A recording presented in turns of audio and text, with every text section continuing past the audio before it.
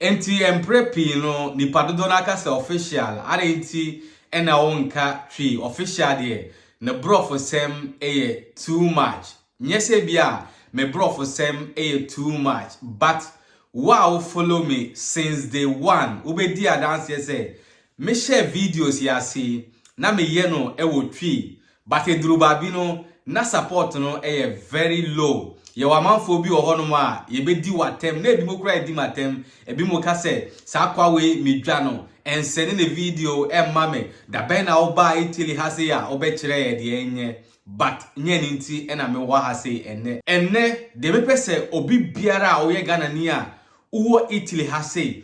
a ohu ne se Italy aban ahyase a odi ahoho a omadi aduro ewo Italy ha se a ade no be dey no ya njomu adudie no antum anase bia ya mamu negative ahyase a omode sankrofo we mu nyina eko Albania a omoko deport omo akọ omo countries a omo free so a omo ba Italy ha se a omo be di aduro a omadudie no Italy aban anje antum anaso wo ya hoho a wo Italy ha se no wakodi boni bi na Italy aban ama okrata se free kronu mu se wanye bibia amfa ho a o sa nipa yi yebetimi edwa ko Albania ni yakodi porto akọ krom entine minuanom Ghana fo a mo Italy ha se so onim se wakodi boni bi amoya ma onkrata se free kronu mu mepacho pi try se obenya lawyer na waye appeal anase bia obae no wabedi aduro wadudie no yanje antum eni ama negative ya saso ama onkrata bi se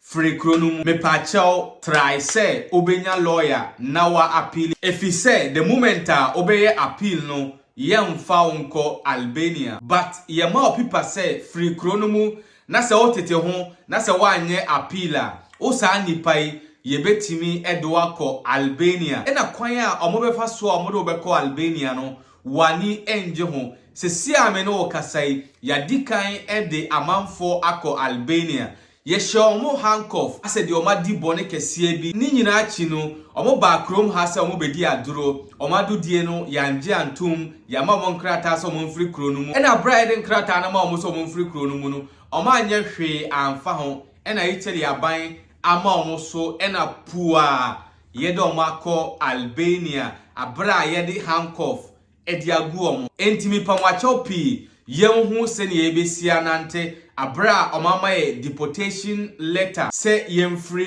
kronumu enka ne yie mu no abra ya ma osa letter we no nka obetima akọ other countries maybe Italy ha say ena anje wadudie no antuma maybe another country ebeji wadudie no atum but sesia no European Union ama Italy go ahead se obi bana so obedi aduro na se yanje adudie na antuma omonfa no nko Albania na omonko deportono enko krobia ofri so ba Italy ha se ena ye nyina se ne yesinim no sa ban we no omompe ahoho asem most especially omo amofa ensuo no so bae maami we na wote so sesia no o kase so pese o ba Italy a fa kwan pa no so bra enti enoma introduce Decreto Flussi ena nye nyina na betimi afa Decreto Flussi kwa no so abeduru hanum say enti no sa mo pe videos ewo twi kasamu a mon try na mon follow me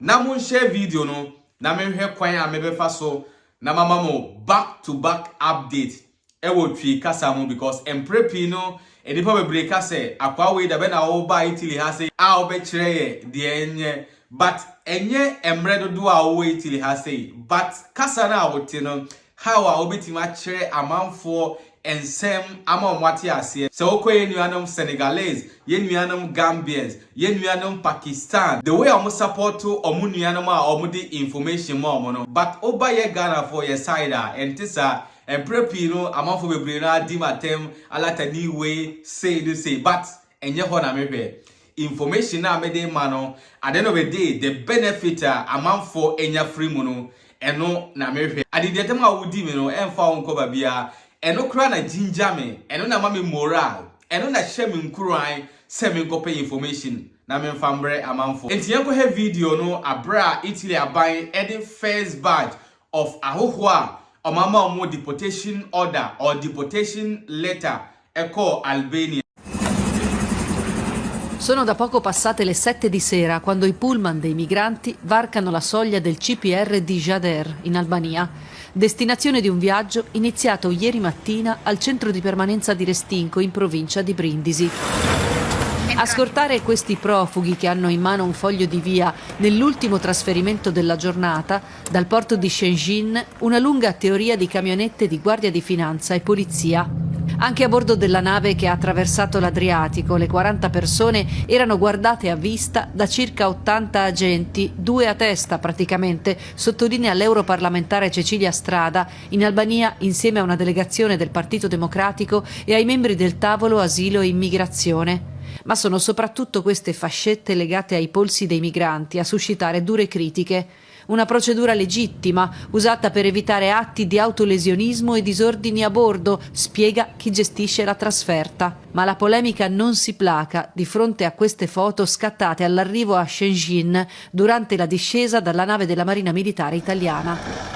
I migranti, da mesi nei CPR italiani, provengono per lo più da Tunisia, Marocco, Bangladesh e Egitto, paesi con cui l'Italia ha accordi di rimpatrio. Il progetto del governo è che in questo CPR gli ospiti salgano a 140, altri quindi potrebbero presto essere trasferiti qui via mare.